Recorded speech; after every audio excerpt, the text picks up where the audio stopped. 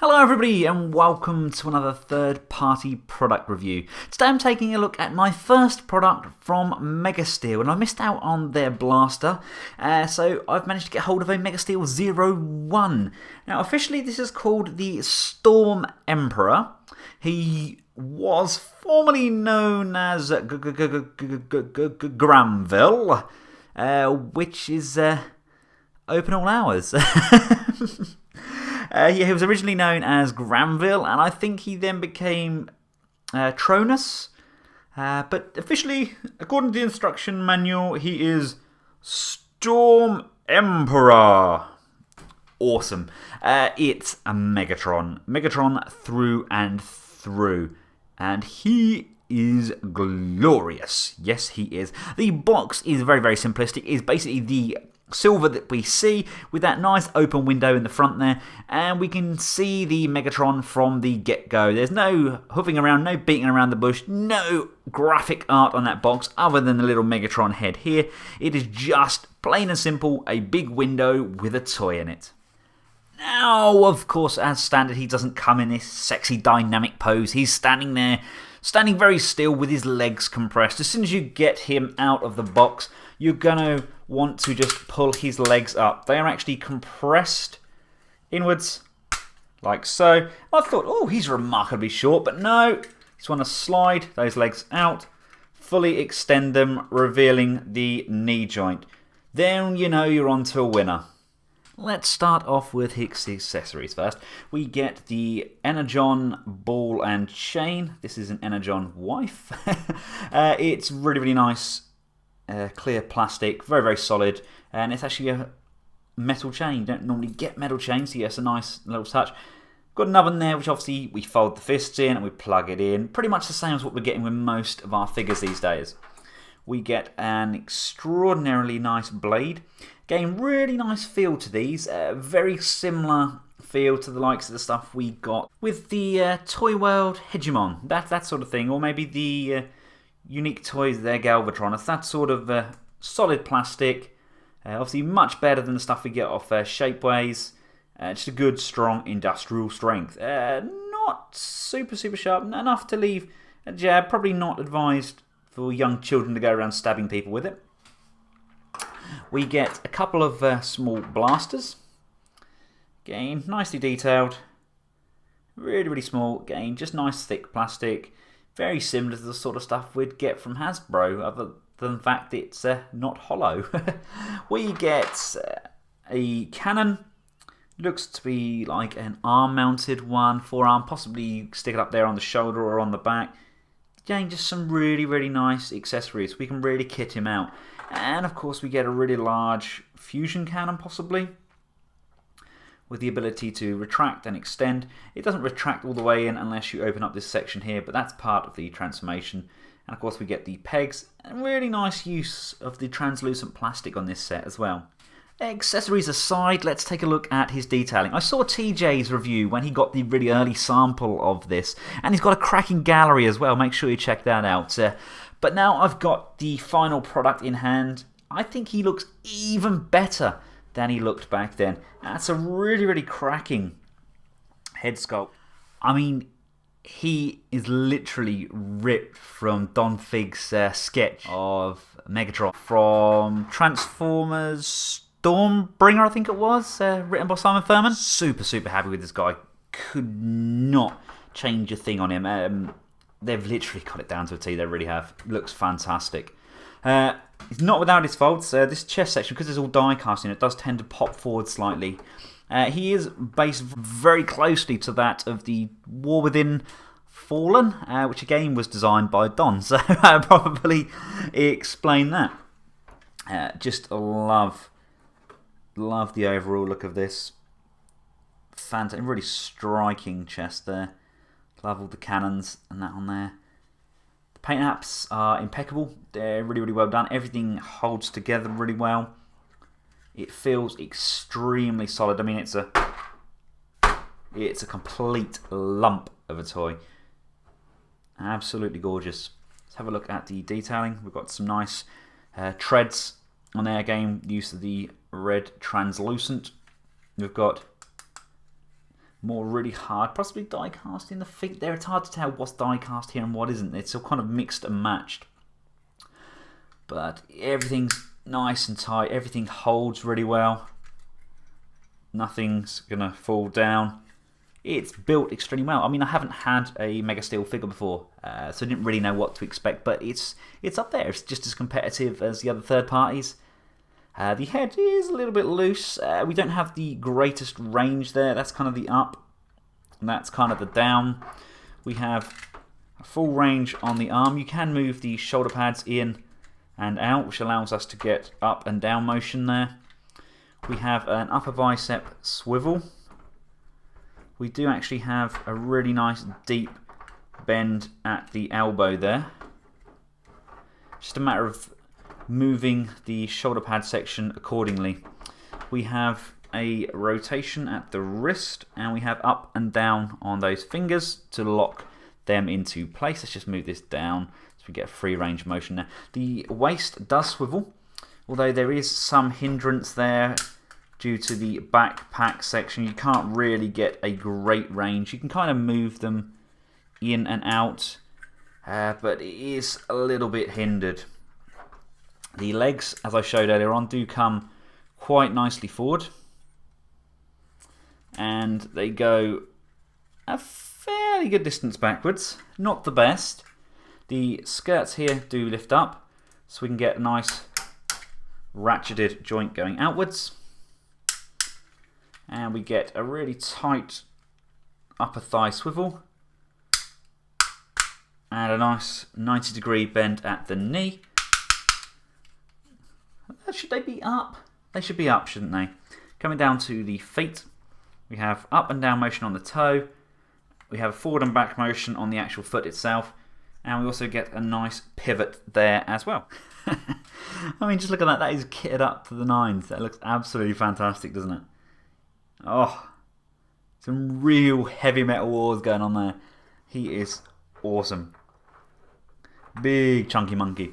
I am struggling a little bit with this backpack section. It doesn't appear to want to plug in anywhere. They kind of compress together, which locks them into place a little bit.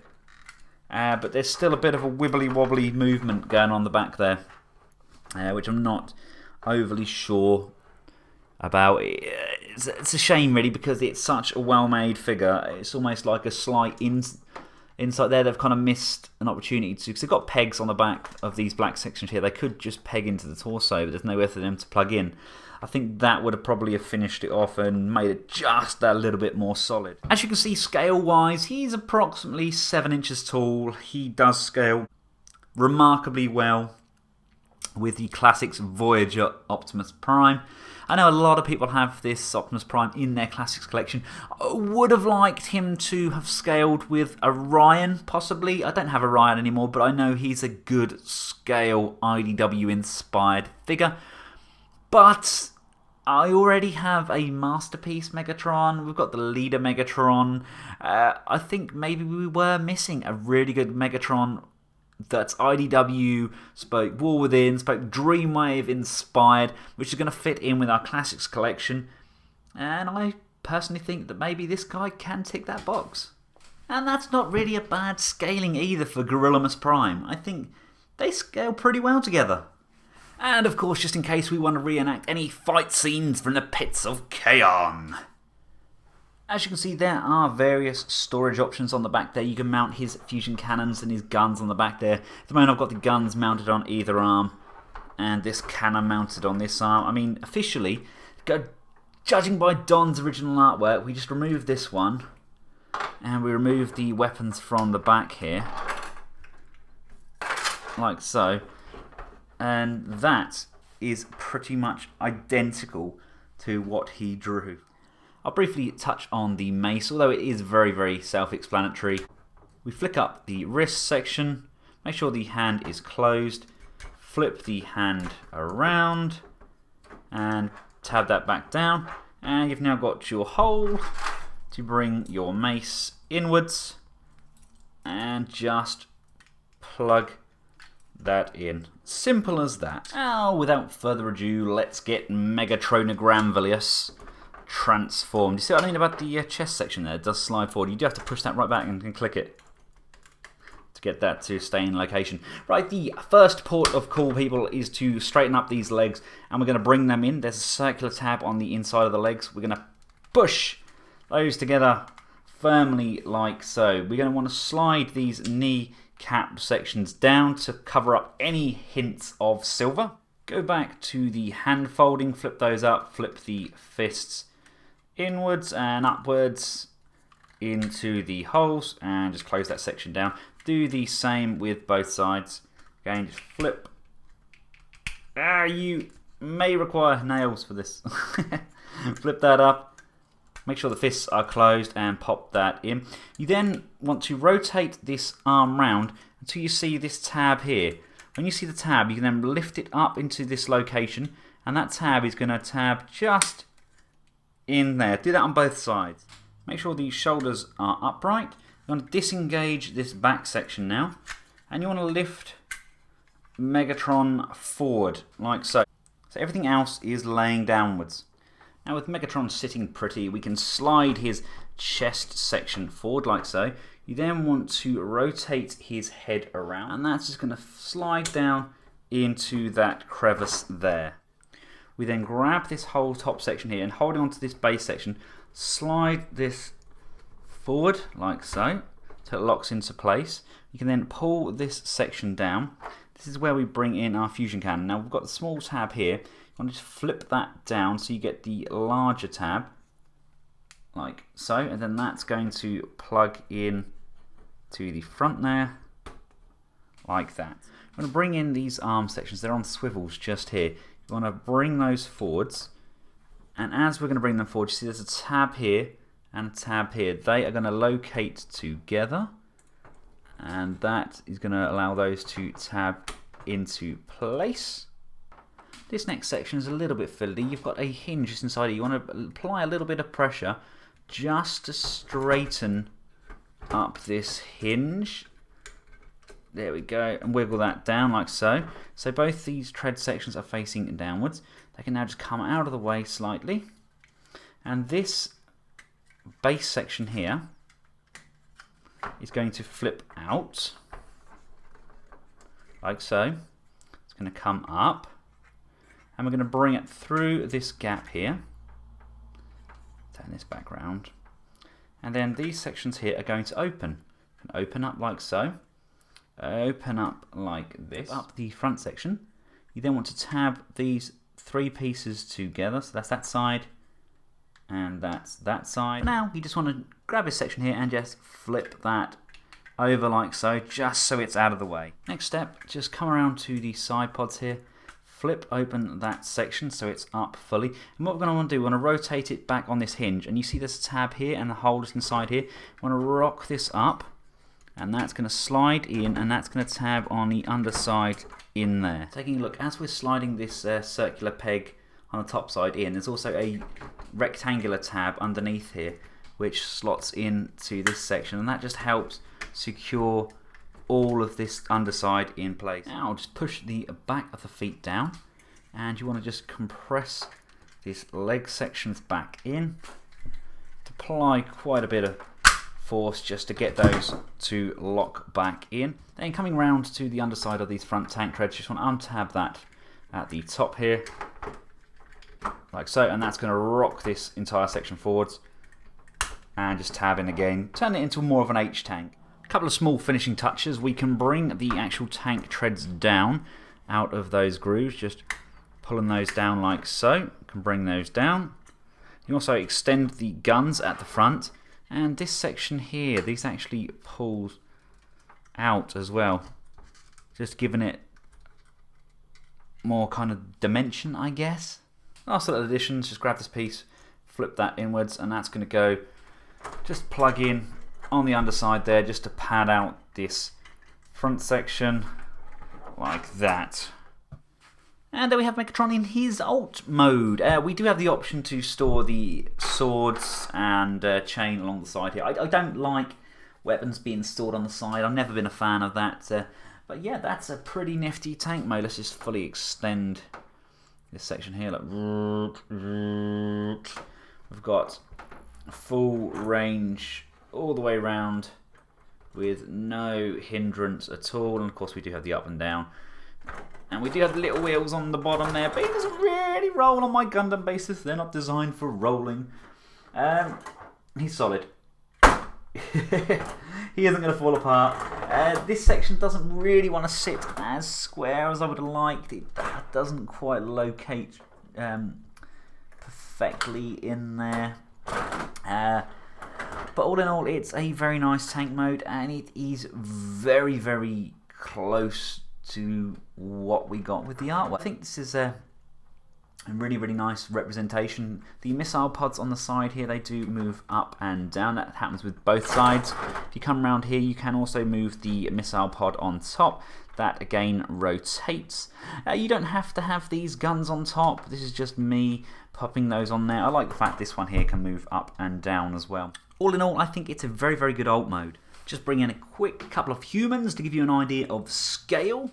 And here he is with Classimus Prime. Yes, I know, I haven't got his roof. I don't know what I've done with it. It's in a box ready to go to Canada somewhere. All in all, it's a very, very good figure. It's not the cheapest of figures, but it is a huge step up. People were comparing it to the likes of the War Within Fallen, saying, oh, buy that one instead, it is cheaper. It doesn't look anywhere near as good as this. It's a very basic design. But I think they've done a really great job with this. In my opinion, yes, maybe he could have been a bit taller. I think a lot of people did want this to go with their Orion as an alternative to, say, Hegemon. But I'm really impressed. I'm so glad I got it. It's a gorgeous figure.